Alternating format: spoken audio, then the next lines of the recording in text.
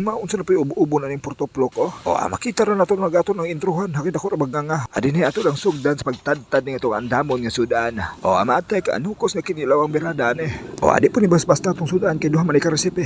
Kay mag-pride man buda dire. Wa na plastar na ang tanan. Ang labi na ang pride nga nukos kay lami po ni sudan. Ug ang accessories sa kinilaw ato ng yatiman. Kay mas maayo man ang iandam ang tanan. Okay, murag simi ni bugnaw ng kape mo na ato po ng tirahan. Madi po ta mahimutang ugay kape. Pepino, Bombay, Loya, Sile. Okay na andam naman tanan. Ato na ning tirahan. Sa suka ato ng butangan. Kay aron ato naging matimplahan. Asi may buras ka po kay mag-accessories ni. O kay ato namang butang ang tanan.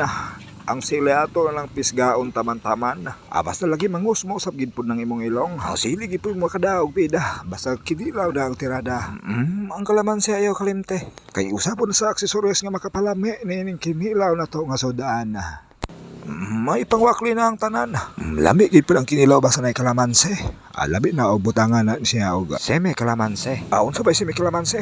Biasong ba biasong. Klarohan na imong voice over diha kay basi maulawan ta. Sa asin na ato ng butngan. Kay mao gini pinaka-importante og dili sab nato angay nga kalimtan. O kalimtan lang tanan basta kay ang bits hindi lang gid pud na kalimtan. Unyara murag nay nag-helmet des kwarto ba. Kung sa man ang bataa diha nga murag helmet ba siyang kagulingong kwarto.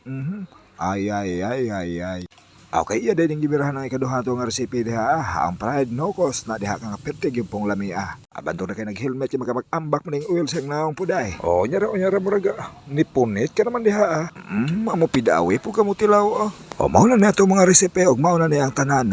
Kinilaw nga nukos og pride ang atong sudan. Og sa pagkaon ato ng sugdan. O pride atong unang tirahan. Kay first time natong mukaw na ning pride nga nukos ang sudan. Og sa ikaduhang hungit, kinilaw nga nukos ang atong tirahan. Amo to, daghang salamat ug may gabi kaninyong tanan. Unyara perti man ang hayaga nga nung gabi naman hinunang mo ha. Ay pagbuot kay ako may nag voice over.